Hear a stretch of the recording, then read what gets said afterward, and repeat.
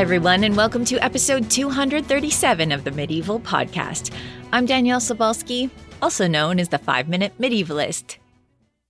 Medieval people spent a lot of time thinking about saints, but what they thought about saints wasn't always what we might expect. The stories of these holy people could serve as inspiration and an invitation to think about God's wisdom, mercy, and grace. They could also serve as entry points to thinking about, let's say, more earthly ideas. Women saints with promiscuous backstories were fan favorites in the Middle Ages, as they could handily serve both functions, giving the faithful a beautiful, sinful, and ultimately redeemed heroine to cheer for. One of the most popular medieval stories of the beautiful bad girl who makes good was that of Saint Mary of Egypt. This week, I spoke with Dr. Sonia Velázquez about Saint Mary of Egypt and her place in the medieval imagination.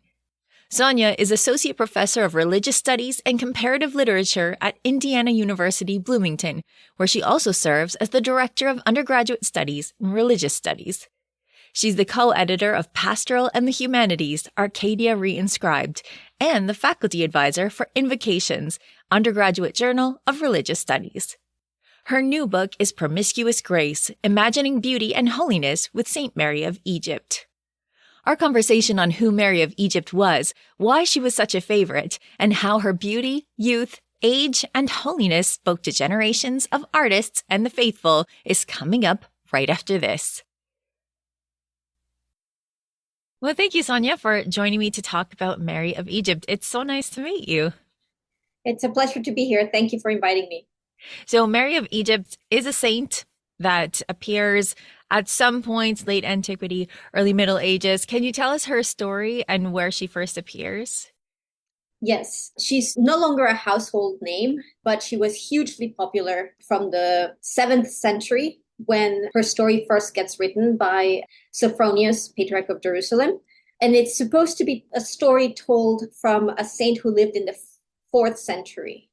But we don't know whether she actually lived or not. It's not sure whether she was a historical figure, which I find to be most fascinating. The fact that she may have existed or she may not have, but that her story is important enough to be told from the 7th century up until the 19th century.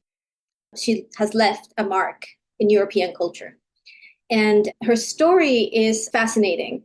As told in the 7th century, it begins with the story actually of another saint, Zosimus, who is a holy monk in Jerusalem. And he goes into the desert during Lent to meditate, to do penitence. And he's hoping that he's going to find a holy man who will teach him how to become even holier. And in his journey in the desert, he encounters this figure who fleetingly goes by. The narration tells us that Zosimus doesn't know if this is a man, a woman, what he's encountering, but he has the sense that this is an important figure. So he follows this figure, and the figure turns out to be Saint Mary of Egypt, who then tells Zosimus her story in the first person, a radical transformation. She left her house. She was a beautiful young girl in Alexandria, and she leaves her house at the age of 12 to pursue sexual pleasure. And she was from Memphis originally. She goes to Alexandria to pursue her newly found sexuality. And she seduces young, old, wise, foolish, all sorts of men, causing chaos in the city. And one day she sees men on a ship. These men were going to Jerusalem on a pilgrimage. And what she sees is an opportunity to seduce even more men and to see new lands. So she follows them and causes mayhem on the trip. And once they land in Jerusalem, the men are going into the temple of the Holy Cross, of the Holy Sepulchre, to Mass. And she tries to follow them, but she can't get in. And not being able to get in, not being able to get her way for the first time in her life, makes her stop and take a step back and see herself. At this point, she looks up and sees an image of the Virgin Mary. And that makes something click in her. And she realizes that she is the opposite of the Virgin Mary. And then she repents and is able to enter the church. And she hears a voice that tells her that she should go to the desert and live out the rest of her life there. And then we come back to Zosimas, who is in awe of this woman and her story and asks for her blessing. And then they meet a couple more times. She asks him to bring her Holy Communion. And then the following year, when Zosimas comes back to see her, she has died. And there is a scripture written on the sand next to her body, revealing her name to Zosimas. And then a lion comes and helps him bury her. I love that end to the story. It's kind of random, but also amazing that the lion shows up and helps him bury her. And then I'm assuming just disappears. Yes. I love it. So in the book, and just now you alluded to the idea as well, you mentioned that if she didn't already exist or if she wasn't a person, a real person, that people would have invented her anyway. So why do you say this? I say this because her story brings together so many important aspects of Christianity, the relationship to the body, the relationship to images. To me, something that is very important in her story. As you may have been able to tell, a lot of the sort of the arc of her story echoes that of Mary Magdalene, or of the Mary Magdalene of the medieval tradition, from prostitution to holiness. But what makes Mary of Egypt interesting to me, in part, is that she has a relationship to an image of the Virgin Mary. So that images are central to the story, the same way that she, Mary of Egypt, will herself become an image for believers later on. So I think that the importance of the body, of female protagonism, and a protagonism that takes an account of an entire life. It's not just a story of a woman in her prime. She's not a virgin who resists marriage and is brutalized for her refusal. She's instead a woman who gave herself freely to anyone and then lived out her life in penance in the desert. So we get to see the fullness of a female life, from youth and sinfulness to old age. And for me, that's also something that is important, that it's an old woman's story and an old woman who gets to tell her story. Yeah, that's very important because, as you say, so many of the saints whose stories are told and told and told through the Middle Ages, they get cut down in their prime. As you say, they're beautiful and they're always beautiful because they die right away. But this woman, she actually ages. And I think it's important to make that contrast, as you do, between her and Mary Magdalene, because, as you say in the book, Mary Magdalene never gets old. She never gets ugly. She's always beautiful, even though their stories are kind of parallel, like Mary of Egypt's transformation into a visibly aged woman is a huge part of the story. Yes. And it's one of the things that sort of resonates with me, this idea that an old woman can be a repository of holiness while remaining a body that has liveliness in it. Because other representations of older women, like the Virgin Mary's mother, Saint Anne, represent her as basically a holy matron, a woman who has become desexualized. And we don't see that with Mary of Egypt. Mary of Egypt, because she's in the desert and because the story tells us that the textual tradition tells us that she lost all her clothing, painters will represent her body in various stages of undress. There is no running away from the body of an old woman as it is possible with holy matrons, for example. Yeah, it's very true because if you see images of Saint Anne, she's almost always veiled. The only part of her that you see is just her face. It might have wrinkles or something like that, but any of the traditionally sexualized parts of her body are completely covered up and you don't see them. And it's interesting that Mary Magdalene again and Mary of Egypt, they walk around without clothes on, but they sometimes get veiled and it's by hair, right? It's their hair that covers them up. Yes, that's a lovely detail. And there is some debate in the scholarship whether it is Mary of Egypt who first gets hairy and then that contaminates the legend of Mary Magdalene. But there is a sense in which, in order to cover up the body, hair takes the place of clothing. There is one capital in Toulouse a stone capital where you have the representation of Mary of Egypt being buried by the lion. And Mary of Egypt's hair looks like the fur of the lion, which I think is lovely because it sort of reminds us again that this was not just a spiritual creature, that she was very much a body that had desires, that had needs, the same way that the lion has desires and needs, but is also called by God, the same way that the lion is called by God to come help the monk bury Mary of Egypt. Yeah, it's very interesting. And I think the hair is probably in the front of my mind because I was just speaking with Emanuele Lulli just a while ago for the podcast, and his whole book is about hair and the fact that it is sexualizing. So even these saints who started out as prostitutes, they never really shed that. Even at the end, they're still represented by symbols that show that they're still really sexy. So when you see images that people create, what I mean by this is also literary, but visual as well. When you see images of Mary of Egypt, what points in the story do you normally see? So you're mentioning that she gets buried by a lion. What moments in the story do people tend to pick out when they're representing Mary of Egypt? Yes, the medieval tradition tends to focus on her time in the desert, particularly receiving a cloak from Zosimus to cover herself before she reveals herself and her story to him. So we see images of her with her long hair and the arms extended out to get the cloak from Zosimus, who is demurely looking away. So that's a typical image.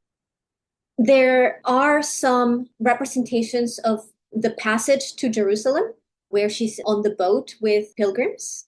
And we see one of those in Spain, in medieval Spain. And there is a record of that representation as well in a cycle in France. But those specific images did not survive the French Revolution. So they have been recreated. So we have the full cycle again, but the images of she tempting the sailors are not original to the Middle Ages. So we do have a tradition of representing her as a sexy lady and of her as a penitent saint. In the 17th century, with the Counter-Reformation, penitent saints become all the rage in Europe. Penitence and the sacrament of confession become central, even more central tenets of the Catholic Church. So saints such as Saint Jerome, who were not originally penitent saints, become penitent saints. So the fact that Mary of Egypt does have a story of penitence makes her a powerful symbol. So we see images of her throughout Europe, particularly by herself in the desert meditating. It's interesting because I think that when people first come to studying the Middle Ages, it can be quite a shock to see how many sexy saints there are and how they're painted and they're often nude or they're being tortured or things like that. And people who are representing Mary of Egypt because of her story really lean into her sexiness, really lean into descriptions of her body and things like that. What is that doing there in religious manuscripts and religious images? Can you tell us a little bit about why people who are trying to get you to meditate on religious themes are really getting you to think about the lusty part of this story?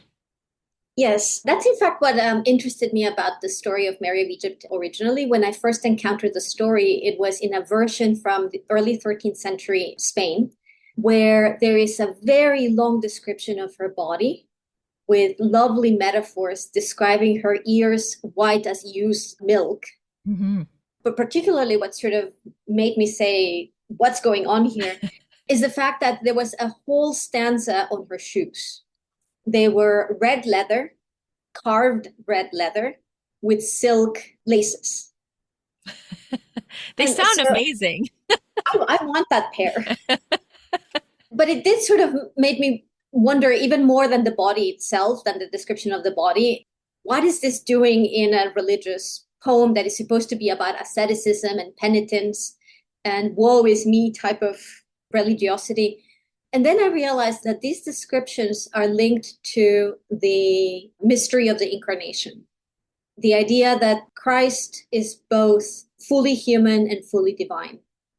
And that by enfleshing the divinity, we suddenly imbue the body and creatureliness with a power that we cannot simply deny it.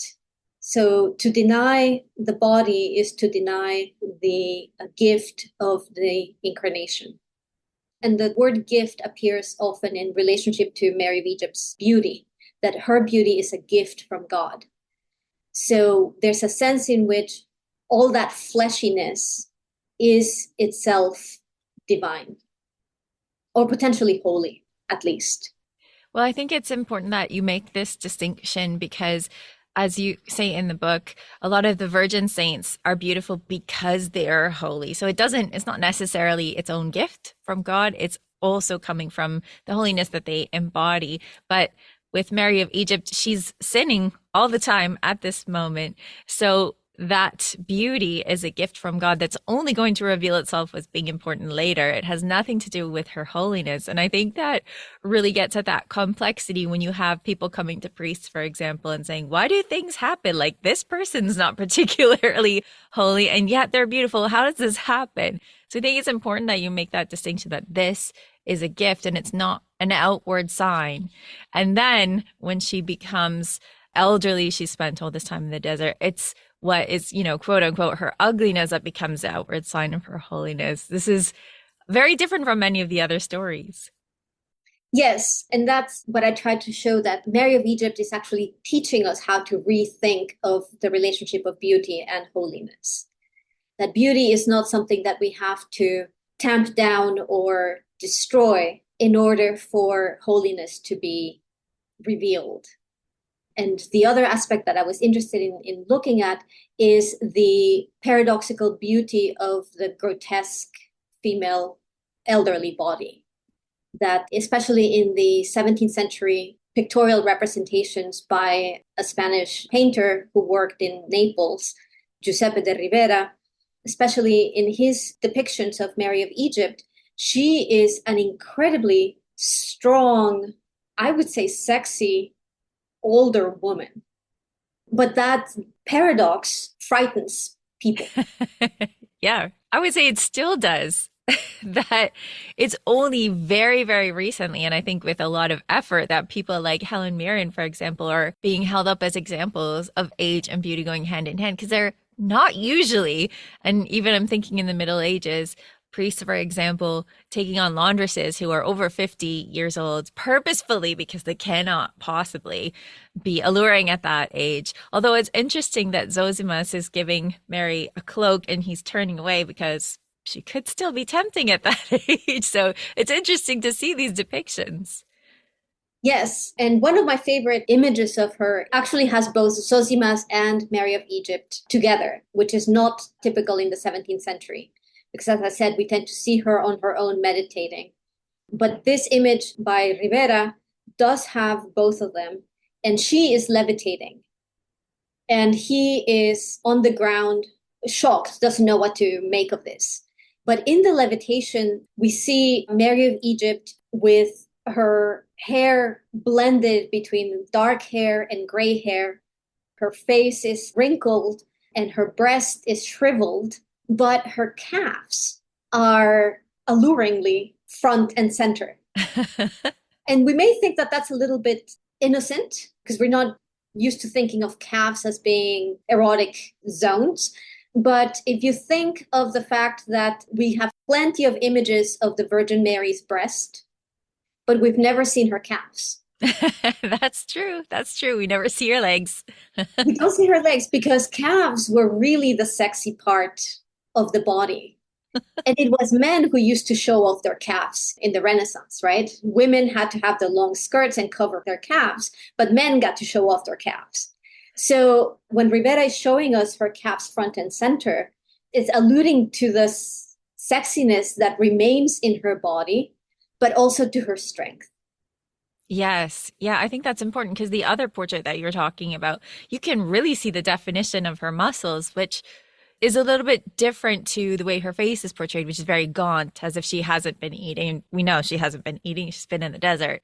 But it's really interesting to see that musculature presented as being sexy because it's not always at this time. So it's really interesting to see these portraits. And for people who haven't seen this portrait, it's the one on the front of your book that I'm speaking about. And you have inside the one where she's levitating as well. So people can check those out. Yes. All right. So we were talking a little bit about how it's not necessarily about the destruction of her beauty, but that when people are reading it, they can also take some satisfaction in that. And this is especially, I'm thinking about the Spanish poem that you're talking about, where they build her up so much that you almost feel like a relief at the end that she's been taken down this far. When you have this image of her being beautiful, she's no longer beautiful. And the poet really leans into this, so that I think you mentioned in the book, you're meant to feel sort of a righteous satisfaction at the end, right? Yes, so that's one way of interpreting the description. The description of her body in the desert is amazing. It does almost a strip tease of Yeah. the body, because the poet reminds you what it used to look like, and then it undoes that beauty. So it's easy to sort of think of this as a takedown of the beautiful. But if we take a step back and sort of think of the pleasure that the poet is taking in describing both the before and after, so to speak, then we see how beauty comes back again. We can't get away from beauty. And in this case, it's the beauty and the pleasure of describing ugliness. Yeah. And this is one of the arguments that you make in the book, which was kind of a surprise to me that you went in this direction. So I'm going to give you the opportunity to tell us more about why you went in this direction. But you speak about words being seductive in and of themselves, and that words can sometimes be dangerous. And so why do you bring up words when you're discussing Mary of Egypt? One of the things that I find really interesting, especially in the poem that I analyze from the Spanish tradition in the early 13th century, is that we see Mary of Egypt speak, and we hear her use words to seduce. So there is a kind of parallel between speech and carnality that runs throughout the poem, and that I think is important, because it's the beauty of the words themselves that are seductive that the poet needs to work with. If the poet is going to tell us a story about asceticism, he cannot do it without using seductive words. Otherwise, it's going to fall flat. It's true, but you have to have that balance, as you mentioned. And you even quote St. Augustine as mentioning that we only have words because we are fallen. We wouldn't have words in the Garden of Eden. So we only have them because we're fallen, which means that we have to be careful of them because it can be really sinful. And, mentioning that trying to describe a story, trying to describe a saint in words can be very tricky business. And it's interesting to notice that she speaks at the beginning when she's sinful, and she's very silent at the end for most of her time in the desert, except for when she tells us her story, right? Right. But it is interesting that in the 7th century, so in the first version of her story, she owns her own story. She tells it in the first person. She doesn't go into as much detail. She doesn't describe her shoelaces, for example. That we only get when we see her story diegetically, so to speak. But yes, her command of words is parallel to her command of her body. And at the end, she grows silent, but she is not silenced. Yeah, that's a good way of putting it. I hadn't thought of it in those terms, but that distinction is really revealing, I think, that she chooses to be silent as part of her redemption, but she doesn't have to be. This is a choice that she's making. Right. And she does, when she speaks with Zosimas, she actually continues being interested in the world. When she first meets Zosimas, she asks him, how are the kingdoms doing? So she's interested in sort of, to say politics, maybe a little bit pushing it, but she's interested in the world. She hasn't left the world to become this disembodied spirit. But she asks about how are the kingdoms doing? How is the church doing? And she has the gift of prophecy. So she tells Zosimas, you're going to get sick, so you're not going to be able to come, but then you'll get better.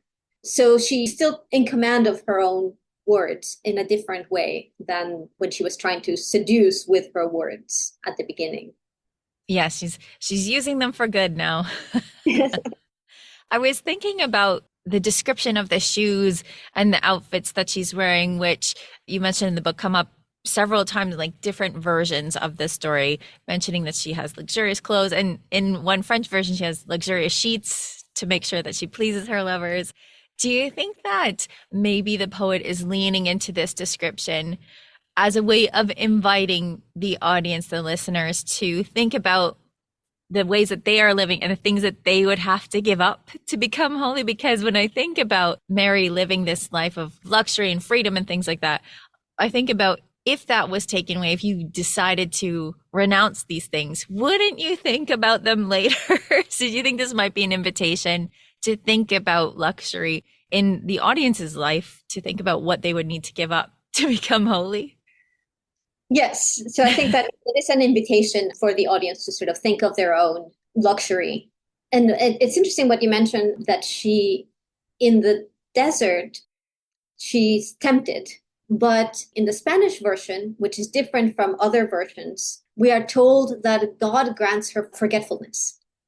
So that while she used to sleep on silk sheets, now she sleeps on the bare ground, but she doesn't remember. That's awesome. I would like that. Yes. And the Spanish poem is unique in that, because there are other versions, especially in Latin, where we are told that she remembers all this luxury and that the memory is the punishment. Yeah, that seems more conventional. And I think in the book you mentioned, like, every time she steps on a thorn, that's another sin that's forgiven. So why do you think that the Spanish poet deviates from that? Why does he give her that out when no one else is willing to give her that out? Yes, I think it's part of the poem's understanding of penitence, not as punishment, but as a turning away. So that if there is a turn, you are allowed to not be bogged down by the past. And the poet also makes a parallel between her penitence in the desert and what the monks do in their monastery.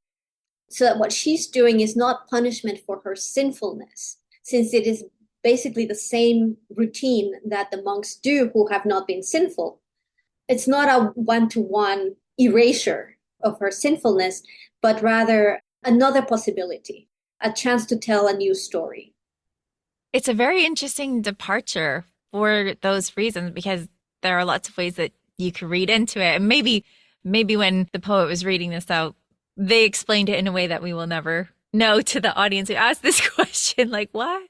But maybe it has something to do with the fact that your sins can be cleansed, and that once they are cleansed, that you don't have to keep punishing yourself for it. But it is a very interesting departure. And I think maybe it gets to the fact that there is no one way of telling a story in the Christian tradition at this time, or really ever.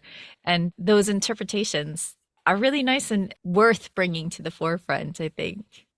Yes, and I think I like this alternative understanding of what penitence and asceticism can be. Yeah. It's a bit gentler.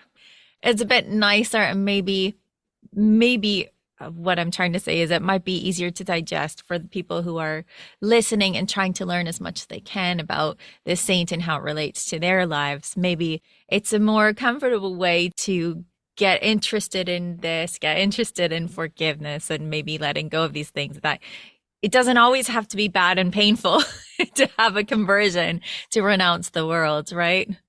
Yes, and that's a big aspect of her story and why she was so popular throughout the Middle Ages, that it is an easier way in, and she is relatable, as my students like to say. It's true. She is relatable. She likes the good life. Who doesn't? And I think it mentions in the poem, and maybe other versions of it, it says she forgets about the fact that she's going to die at some point. She just enjoys her life. And that is definitely relatable, I think. Yes. So, speaking of your students and the people who are listening to this, do you have a sense of who would sort of adopt Mary of Egypt as being the saint that they most related to? Do you find it more that, well, it's hard to trace these things, but do you find her speaking more to women or more to monks? Or do you have a sense of who is relating to her most, or wants to keep repeating her story most? That is a very complex question, and I'll answer it by giving you an anecdote. Okay. That in 17th century Seville, on the saint day of St. Mary of Egypt, the Church of St. Mary of Egypt would parade a sculpture of St. Mary of Egypt around the cities of Seville from the church to the brothel. And at the brothel, the priest would preach a sermon, and it is recorded that the prostitutes would repent and convert. Perfect. Just what you want. Yes.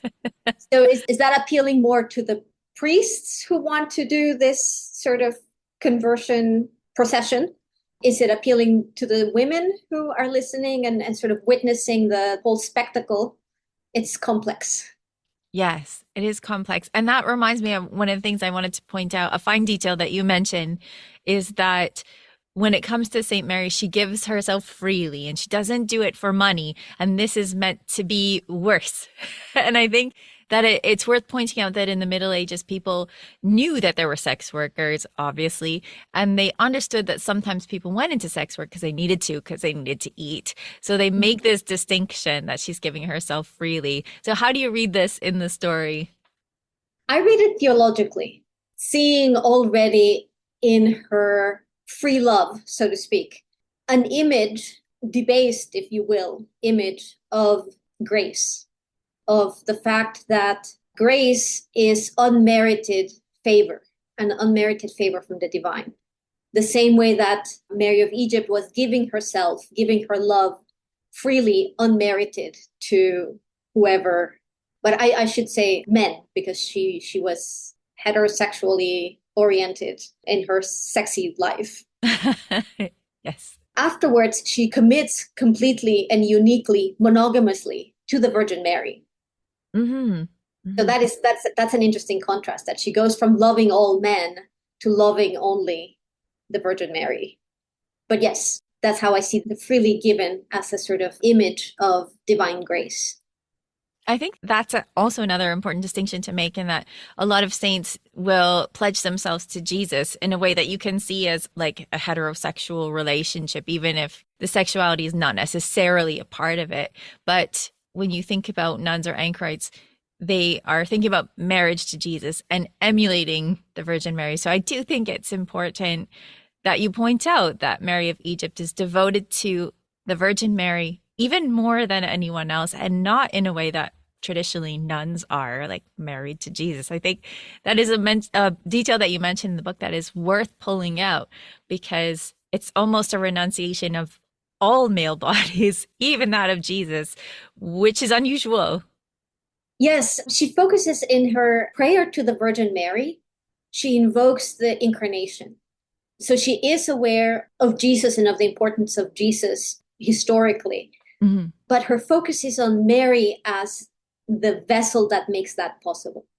So it is very much a concentration of her devotion to the one woman who is both her namesake and her opposite.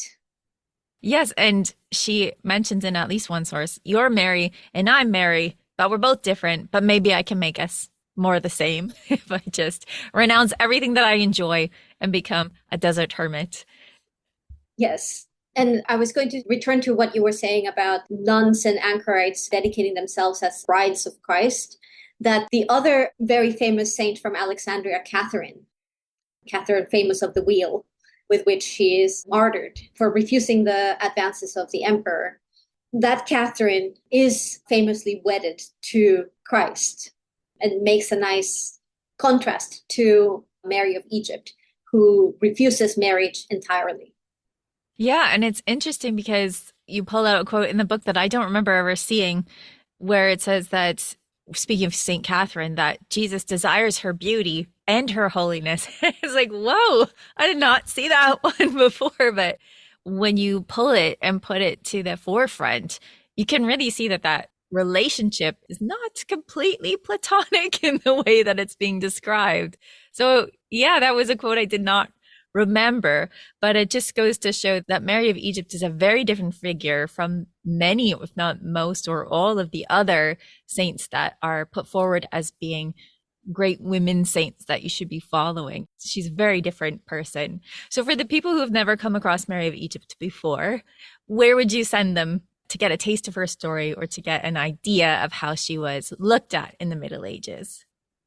I would send them to a collection of 3 lives of St. Mary of Egypt, 3 verse lives of St. Mary of Egypt, which includes the very strange Spanish version that I focus on. But there's 2 others, one French and one Latin source. And it's called 3 Lives of St. Mary of Egypt, translated by Ronald Pepin, and I'm blanking out on the other name. That's okay. So we will send people to 3 Lives of St. Mary of Egypt. And once they've had a taste of that, then they can read your book, Promiscuous Grace, and see how Mary has been represented over time. So thank you so much for coming on and introducing us to St. Mary of Egypt. Thank you. This has been wonderful. To find out more about Sonia's work, you can visit her webpage at the University of Indiana, Bloomington. Her new book is Promiscuous Grace, Imagining Beauty and Holiness with St. Mary of Egypt. Before we go, here's Peter from medievalist.net to tell us what's on the website. What's up, Peter? Hey. People are always asking me about how bloody was medieval warfare, right? And the answer is, really bloody. But they want details. And so what I did was take a look at battlefield archaeology and what they can say about wounds and injuries. There's about like a dozen or so studies out there, and I chose like 5 to talk about and what they reveal. So my favorite part is that there was a study done of the 14th century Battle of Visby in Sweden. And the study was done in the 30s. So the author was a little more poetic, not as scientific as others. And he was like really surprised about how bad the injuries were. And there's a little part where he's describing how like one poor fellow had both his legs cut off at the same time. I don't know how he knows that, but both the legs cut off. He felt that the attacker must have been in a berserker rage when he went through the guy's legs. Oof. Wow. Well, I mean, it would certainly take a lot of strength. That's for sure. Wow. Yeah. He was like, how are they able to do this? How are they able to chop people's arms off and things like that? It's interesting to see the progression of studies of, how it gets a little more clinical over time. Yeah, it's true. When you read something from back in the day, it is a little bit more poetic. Is it a bad thing that we've lost that? I don't know. But, reading a scientific paper is a different experience 100 years later. Indeed. So we have that. Plus, we have a piece by Natalie Malat on an Andalusian princess from the 11th century. Her name was Zeta. So she has a bit of an interesting life and is more of a legend. And there's like festivals for her in Spain. So I thought that was really kind of an interesting piece. That's awesome. I love these people that are kind of shadowy legend figures and reading more about them. Yeah. Yes. A very romantic piece of a princess in her castle. Sounds perfect. All right. Thanks, Peter, for bringing us the bloody stuff and the romantic stuff all on medievalist.net. Thanks, Peter. Thanks. Thank you to everyone who supports my work and that of other indie historians through medievalist.net's Patreon page. Patrons have access to all sorts of amazing stuff like subscriptions to Medieval World magazine, a book club, digital downloads, and ad-free versions of medievalist.net and this podcast. To get in on all the action and to support your favorite medievalists, please visit patreon.com/medievalists. For everything from saints to paint, follow medievalist.net on Facebook or X at medievalists. You can find me, Danièle Cybulskie, across social media at 5MIN-Medievalist or 5-Minute Medievalist. And you can find my books at all your favorite bookstores, where you can get hold of Chivalry and Courtesy, Medieval Manners for a Modern World, now out in hardcover, ebook, and audiobook. Our music is Beyond the Warriors by Guy Frog. Thanks for listening and have yourself an awesome day.